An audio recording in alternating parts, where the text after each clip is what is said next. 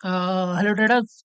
Recording this on 10th of December. तो traders, let's talk about next week analysis. तो इस week basically क्या position रहेगी और एक बार टेक्निकल एंड फंडामेंटल एनालिसिस करेंगे और देखेंगे क्या होता है। तो बेसिकली अगर हम पिछले हफ्ते के हिसाब से देखें तो ये मेरे पास प्रीवियस वीक का चार्ट है। तो बेसिकली फ्यूचर्स का चार्ट है। तो अगर आप कहीं ना कहीं देखोगे तो मार्केट ने कुछ ज़्यादा खास नहीं किया, जैसे कि हमने डिस्कस किया था पिछले वीक में। बेरिशनेस है, but every time market goes down buyers try to push it up, और बायर्स ने कहीं ना कहीं अगेन सेम थिंग 1 आवर का चार्ट में नीचे गया, ऊपर पुश करने की कोशिश करी, या नीचे गया ऊपर पुश करने की कोशिश करी।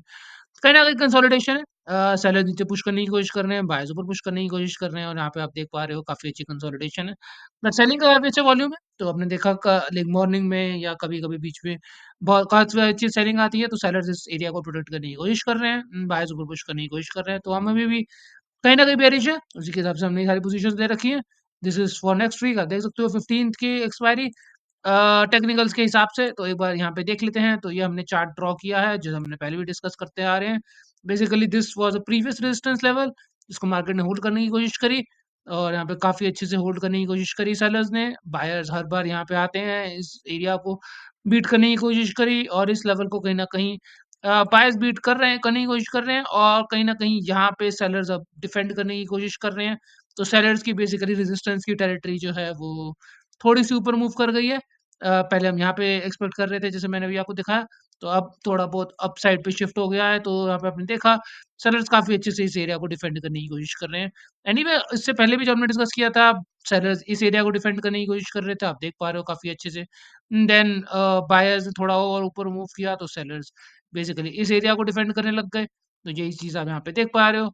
एंड देन नाउ सेलर्स ने अपने रेजिस्टेंस एरिया को थोड़ा-सा ऊपर मूव कर दिया, और सेलर्स इस एरिया को प्रोटेक्ट करने की कोशिश कर रहे हैं। कुछ ज़्यादा ख़ास नहीं है। Buyers are still trying to move it up, but sellers आप देख ही पा रहे हो सेम चीज़ यहाँ पे। और यही चीज़ जो है, एक बार आपको छोटे टाइम फ्रेम पे दिखा देते हैं। तो छोटे टाइम फ्रेम पे भी सेम चीज़, अगर आप अर्ली चार्ट देखोगे तो सेम चीज़, ये जो हम अभी डिस्कस कर रहे थे, अर्ली चार्ट पे भी सेम चीज़। वेरी गुड रेजिस्टेंस एरिया आप देख पा रहे हो। सेलर्स ने काफ़ी अच्छे से एरिया को लाइक डिफेंड करने की कोशिश करी है। बायर्स ऑब्वियसली इस एरिया जो काफ़ी अच्छे से सपोर्ट बन चुका है, तो बायर्स इस एरिया को सपोर्ट करने की कोशिश कर रहे हैं। तो कहीं न कहीं एंटिसिपेशन है, मार्केट इस और इस लेवल के बीच में कहीं न कहीं रहेगा। 83.5 और 83, इन दोनों के बीच में ही कहीं न कहीं हॉवर करेगा। और उसी के हिसाब से टेक्निकल के हिसाब से तो एटलीस्ट यही पोज़ीशन रह रही है। और फंडामेंटल्स के हिसाब से भी जो हमने इंटरेस्ट रेट डिसीजन देखा, जो हमने पहले भी डिस्कस किया, उसके अलावा फॉरेक्स रिजर्व एंड एवरीथिंग, अगर आप देखो एक बार फॉरेक्स रिजर्व का भी डेटा देख लेते हैं एनीवे।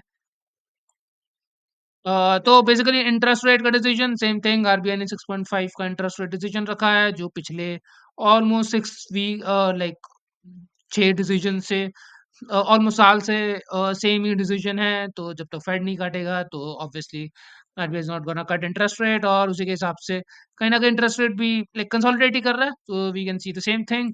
और उसी के हिसाब से अगर आप बाकी डेटा भी देखोगे, जो हम नॉर्मली देखते हैं फंडामेंटल्स के हिसाब से, एक बार पहले फॉरेक्स रिजर्व देख लेते हैं। तो फॉरेक्स रिजर्व में बेसिकली डेटा जैसे कि हम डिस्कस कर रहे थे, तो काफ़ी अच्छी, अगर आप 1 ईयर का एक बार देखोगे, तो यहाँ पे कहीं न कहीं हमने देखा फॉरेक्स रिजर्व कहीं न कहीं कम होता हुआ है। तो सेम चीज़ यहाँ पे आप देखोगे लाइक 589, और उसके हिसाब से नवंबर के अंदर ही 586, और यहाँ पे 590 ज़रूर हुआ, पर 586। तो बेसिकली आप कहीं न कहीं देख सकते हो ये जो एरिया है, क्योंकि हमारा फॉरेक्स रिजर्व ऑब्वियसली डिप्लीट हो रहा है, और कहीं न कहीं इस एरिया को जो सेलर है, जो डिफेंड करने की कोशिश कर रहे हैं, वो कहीं न कहीं आरबीआई कर रहा है। वही हमें फॉरेस्ट रिजर्व के डेटा में देखने को मिल रहा है कि आरबीआई ऑब्वियसली इस एरिया को डिफेंड करने की कोशिश कर रहा है।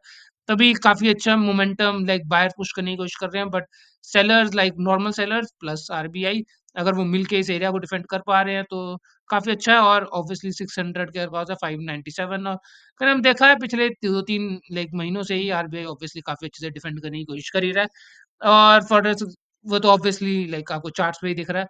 एनीवे एक बार देख लेते हैं बाकी fundamentals. We are looking at dollar index.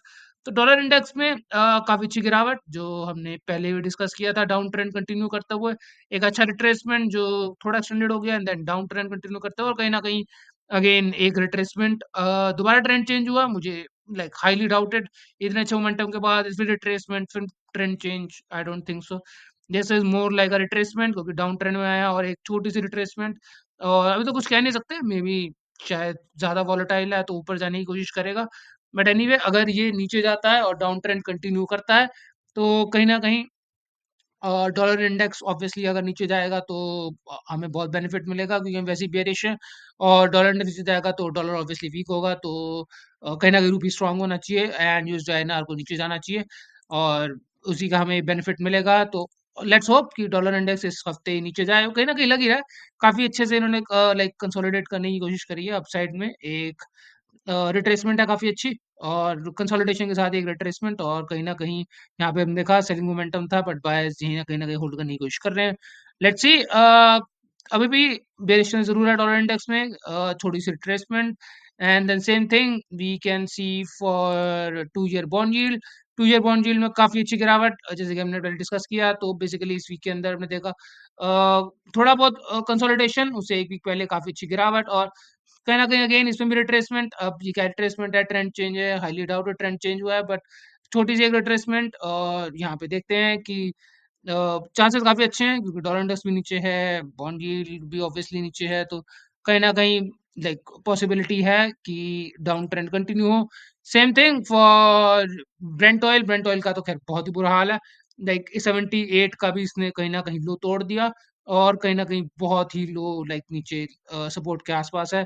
The same thing यहाँ पे भी 74 को अगर ये ब्रेक करता है तो ऑब्वियसली लाइक डे का लो, अगर इसका लो जो कि है 71.5, ये वाला जो रीसेंट लो है, अगर इस रीसेंट लो को ब्रेक करता है तो डाउन ट्रेंड ऑब्वियसली कंटिन्यू होगा। ब्रेंट ऑयल में तो खैर बहुत ही ज्यादा बेरिशनेस है, इतना अच्छा मूव और इतना अच्छा डाउन मूव, और वही हम कहीं ना कहीं डॉलर इंडेक्स और अभी हमने बॉन्ड यील्ड की बात करी, दोनों डाउन ट्रेंड कंटिन्यू करेंगे। अगर ऑब्वियसली ब्रेंट ऑयल बहुत नीचे गया तो बहुत ही अच्छी न्यूज है ऑब्वियसली। अगर ये कहीं न कहीं लो तोड़ देता है इसका, तो this a very good news. अभी के लिए ड ऑब्वियसली काफ़ी अच्छा मोमेंटम है, मे बी छोटा-सा ट्रेस मार के दोबारा नीचे जाए या रिट्रेसमेंट कहीं पे कंसोलिडेट करे, डोंट नो। बट अभी के लिए मोमेंटम काफ़ी डाउनवर्ड है। सेम थिंग विद एस-एंड-पी 500, और सेम थिंग है निफ्टी के साथ। निफ्टी तो ऑब्वियसली इस हफ्ते रैलियाँ ही मार रहा है। आपने देखा काफ़ी अच्छे से कंसोलिडेशन एंड देन फिर अप मूव। तो कहीं न कहीं निफ्टी में तो बहुत अच्छी मोमेंटम है, हमने देखा ही है यहाँ पे काफ़ी अच्छा गैप अप ओपन हुआ था जब ऑब्वियसली इलेक्शन रिजल्ट आए थे, और then market went up and then consolidation यहाँ पे कहीं ना कहीं, and then there is a very good chance that Nifty will go up.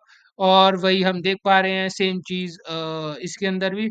S and P के अंदर एस एंड पी कहीं ना कहीं अपना इसका हाई के आसपास है, लाइक पिछले 4-5 महीनों, ऑलमोस्ट 3-4 महीनों का हाई, और हमने रीसेंट हाई को बेसिकली कहीं ब्रेक करने की कोशिश कर रहा है, और ज़्यादा दूर नहीं है अपने ऑल टाइम हाई पे। तो एस-एंड-पी भी काफ़ी अच्छा मोमेंटम है, निफ्टी का भी काफ़ी अच्छा मोमेंटम है बेसिकली। स्टॉक मार्केट काफ़ी अच्छे मोमेंटम में है, बॉन्ड यील्ड्स आप देख पा रहे हो अराउंड द वर्ल्ड काफ़ी अच्छे मोमेंटम में है। कमोडिटीज़ ऑब्वियसली अगर आप देखोगे गोल्ड को, अगर आप देखोगे क्रूड ऑयल, गोल्ड ऑब्वियसली थोड़ा बहुत कंसोलिडेट कर रहा है, तो anyway that's a good thing.